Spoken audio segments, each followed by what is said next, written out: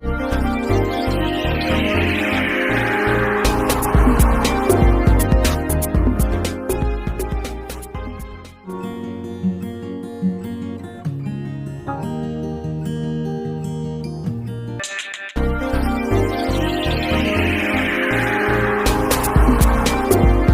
पाठ पूरा हुआ था, क्या निराश हुआ जाए, हजारी प्रसाद द्विवेदी जी का। ठीक है, अब उसके प्रश्नों की ओर गौर करते हैं। आधे प्रश्न मैंने बता दिए, ये लास्ट में नीचे वाला प्रश्न देखो 43 नंबर पेज पर। लेखक ने लेख का शीर्षक क्या निराश हुआ जाए ये क्यों रखा है? क्या निराश हुआ जाए, इसको इन्वर्टेड कोमा में लिखा हुआ है ना, तो नाम होता ना किसी रचना का, तो उसको इन्वर्टेड कोमा उद्धरण चिन्ह में लिखते हैं। ठीक है, या किसी का उपनाम हुआ जैसे द्विवेदी जी, तो इसको इन्वर्टेड कोमा में दिनकर जी, निराला जी, तो इनका पूरा नाम है सूर्यकांत त्रिपाठी निराला, लेकिन सीधे निराला जी बोलेंगे तो वो इनका उपनाम है। जयशंकर प्रसाद ये पूरा नाम है, सिर्फ प्रसाद जी बोलेंगे प्रसाद, तो वो इन्वर्टेड कोमा में आ जाएगा। ठीक है, इसी प्रकार रामधारी सिंह दिनकर ये लेखक का पूरा नाम है, कवि का पूरा नाम है, और यहाँ मैं बोलूँ सीधे दिनकर जी, दिनकर, तो दिनकर उनका उपनाम है, तो उपनाम हुआ उनको उद्धरण चिन्ह में ले लेते हैं। या किसी रचना का नाम, तो ये रचना का नाम है क्या निराश हुआ जाए।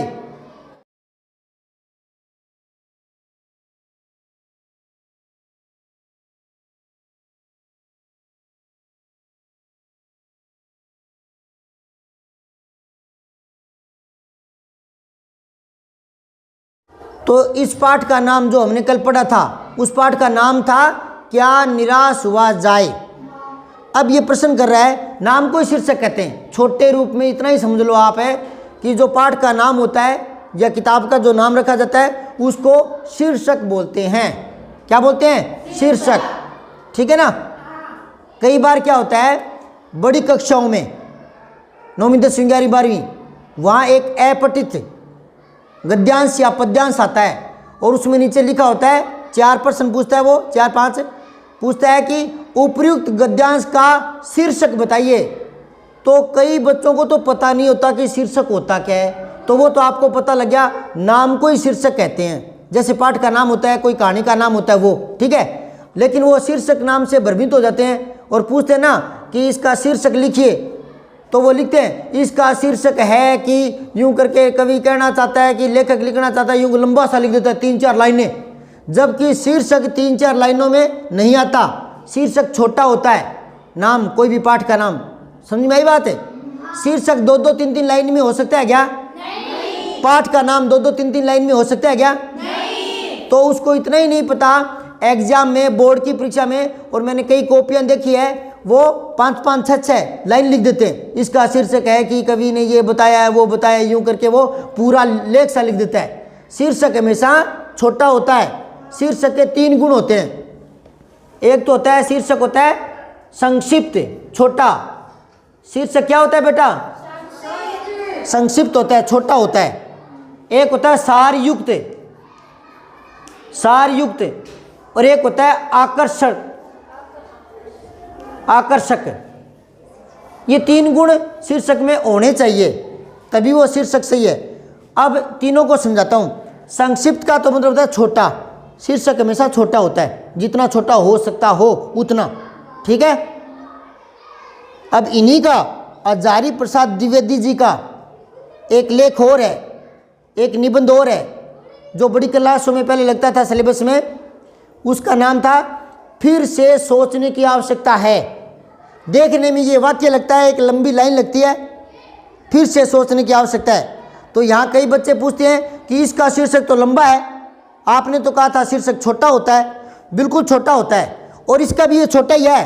अगर आप उस पाठ को पढ़ोगे, उस निबंध को पढ़ोगे, तो उससे छोटा और कोई बनता ही नहीं।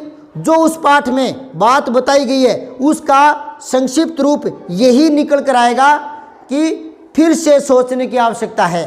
वो जो लेखक लिखना चाहता है, कहना चाहता है, वो जो बात उसने 5-7 पेजों में कही है, उसका सार संक्षिप्त यही बनता है, शीर्षक यही बनता है फिर से सोचने की आवश्यकता है। उसमें उसने ये बातें उठाई है कि 80% जनता जो भारतीय जनता है हिंदी जानती है और जो 20% जनता अंग्रेजी जानती है, क्या उनकी बात को प्रधानता दी जाए और 80% जो लोग हैं उनकी बात को नज़रअंदाज किया जाए? नहीं, इस बारे में फिर से सोचने की आवश्यकता है। तो इस बात पर उन्होंने चर्चा की है पूरे लेख में। तो उस लेख का शीर्षक, उसका नाम यही बन गया, फिर से सोचने की आवश्यकता है। उससे छोटा शीर्षक लिखेंगे तो फिर सार नहीं आएगा, शीर्षक सारयुक्त भी होना चाहिए। सारयुक्त का मतलब है कि वो जो शीर्षक आपने लिखा है उसमें निबंध में वही बातें होनी चाहिए, उन्हीं बातों का वो सार होना चाहिए। इसको लोकल तरीके से बता रहा हूँ छोटे पैमाने पर आपके लिए, कि जैसे मैं एक कहानी कहूँ कि एक कौवा था, प्यासा था, इधर उधर घुमा, उसे किसी भी जगह पानी नहीं मिला। लास्ट में उसने एक जग देखा, उस जग में थोड़ा सा पानी पड़ा था। उसने एक उपाय सोचा, मिट्टी के पत्थर उसमें ढेले डालने लगा, पानी ऊपर आ गया और वो उड़कर चला गया।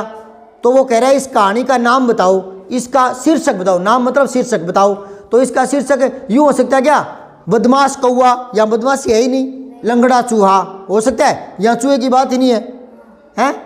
होशियार बिल्ली, या बिल्ली का नाम ही नहीं है, हैं?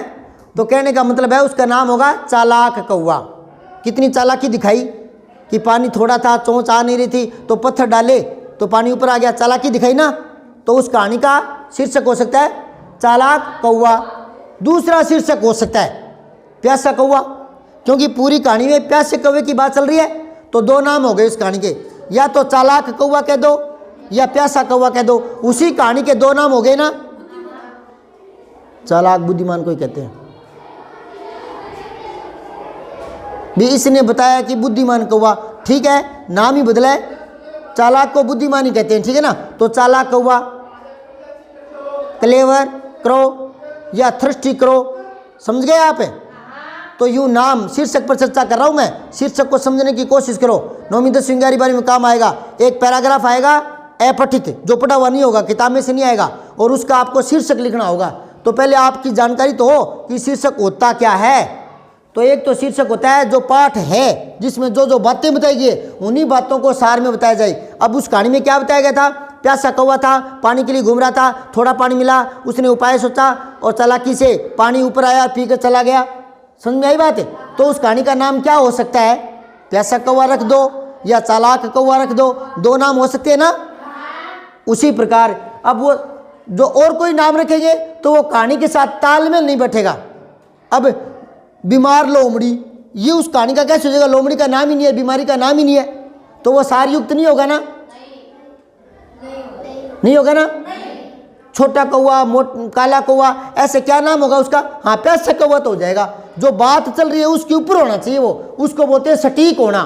तो शीर्षक सारयुक्त होता है, यानी सटीक होता है। जो बातें चल रही है उसी से संबंधित नाम होना चाहिए, जो बातें चल रही है उसी से संबंधित नाम उसका होना चाहिए, सटीक होना चाहिए नाम, फालतू का नाम नहीं होना चाहिए। तो शीर्षक सारयुक्त होना चाहिए। संक्षिप्तता समझ गए, सारयुक्त होता है वो समझ गए, क्योंकि दूसरा रखेंगे अटपटा, वो जचेगा नहीं, अटपटा रखेंगे वो जचेगा नहीं। तो उस कहानी से मेल बैठने वाला, मेल बैठने वाला, उसको कहते हैं सारयुक्त। सटीक बोलते हैं उसको, क्या बोलते हैं? सटीक, सटीक होना चाहिए, सारयुक्त होना चाहिए। और तीसरी जो निशानी है वो है आकर्षक। शीर्षक में आकर्षण होना चाहिए, ताकि कोई देखे देखते इसको पढ़ने का मन ललचाए। एक छोटी सी बात बताता हूँ। अपने किसी दोस्त के घर जाते हैं, ठीक है, और दोस्त कह रहे बैठो मम्मी को मैं चाय बना रहा हूँ और आप बैठो मैं आ रहा हूँ अभी। तो अपने यहाँ कमरे में उसके कमरे में खाली बैठे होते हैं, इधर उधर देखते हैं, उनके कोई शोकेस है उसको देख लेते हैं, कोई मूर्तियाँ लगी हैं उनको देख लेते हैं, या कोई अखबार पढ़ा तो वो देख लेते हैं, नहीं तो कोई कहानी की किताब पढ़ी हो वहाँ, तो अपने उसको खोलते हैं। खोल कर अपने क्या करेंगे? सबसे पहले यहाँ देखेंगे, अगर टाइम है हमारे पास थोड़ा बहुत है 15-20 मिनट का, तो यहाँ देखेंगे जो अनुक्रमिका होती है, ये विषय सूची यहाँ देखेंगे। तो अगर यूँ पढ़ते रहेंगे, सत्य की जीत, बस की यात्रा, दीवानों की हस्ती, प्यासा कौवा, सच्चा झूठा। अब इसमें अपने को लगा सच्चा झूठा, ये देखते हैं क्या कहानी है। तो इस नाम में आकर्षण था, तो हम उस कहानी को निकालेंगे, हर एक कहानी नहीं पढ़ेंगे, है ना। शीर्षक आकर्षक होना चाहिए, समझ आई बात है। फिर से सोचने की आवश्यकता है। अपने आकर्षण कि यार क्या कह रहे हैं, किसके बारे में सोचने की आवश्यकता है, तो जल्दी से वो पेज निकाल कर वो कहानी कितने नंबर पेज पर है वो देखने लग जाएंगे। तो ये क्यों देखते हैं, उसी कहानी को क्यों चुनते हैं? इतने नाम है कहानियों के, किसी एक दो को चुनते हैं। किसको चुनेंगे? जिसमें आकर्षण होगा। किसको चुनेंगे? या नंबर वाइज पढ़ेंगे, पहले पहली कहानी पढ़ेंगे, फिर दूसरी पढ़ेंगे, तीसरी। इतना टाइम ही नहीं होता हमारे पास, 5-10 मिनट के लिए उसके घर गए हैं, वही कहानियों की किताब पढ़ी है, तो सबसे पहले हम नंबर वाइज थोड़ी पढ़ेंगे, जो अच्छी लगेगी वो। और अच्छी कैसे? शीर्षक अच्छा लगेगा, नाम अच्छा लगेगा, तभी उसको निकालेंगे पढ़ने के लिए। तो शीर्षक में क्या होना चाहिए? आकर्षण होना चाहिए ना। ये इतनी बातें हैं। अब अपने वाली पे बात करते हैं।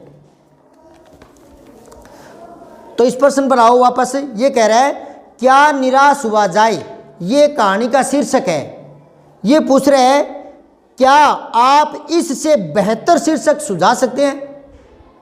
इससे बेहतर, इससे बढ़िया नहीं, इससे बढ़िया तो हम नहीं सुझा सकते। क्यों?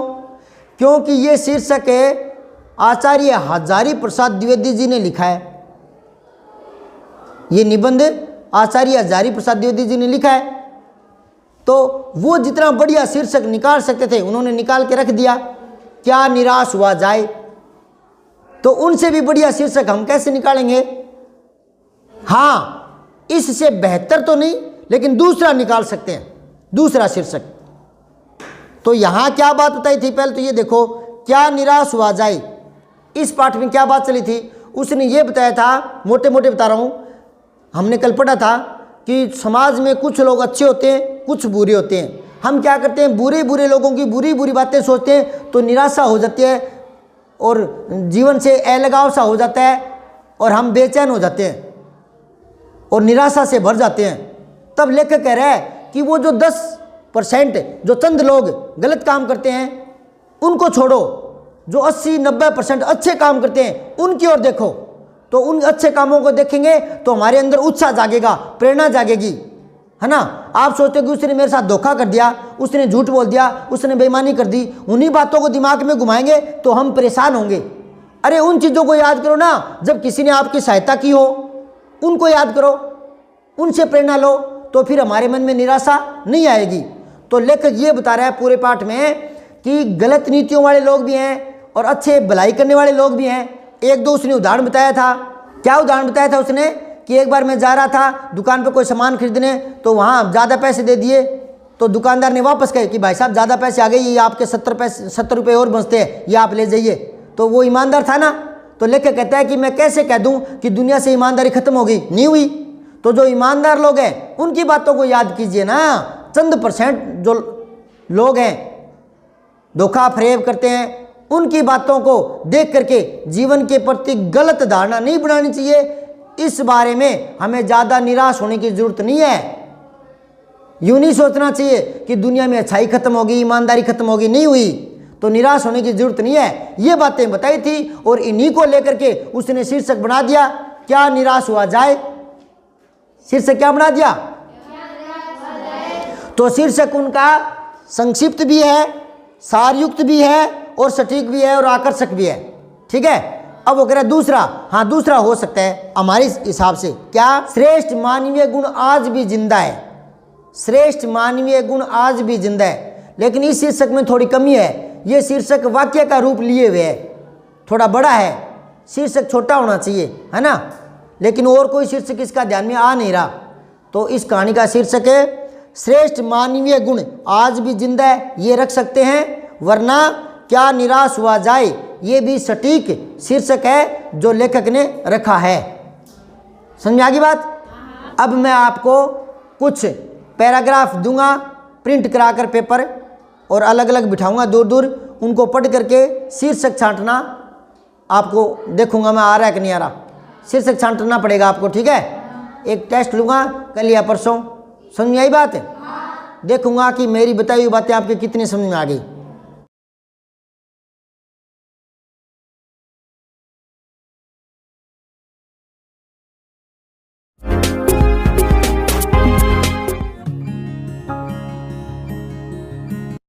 वीडियो को लाइक, शेयर व सब्सक्राइब करना न भूलें। बेल आइकन जरूर दबाएं।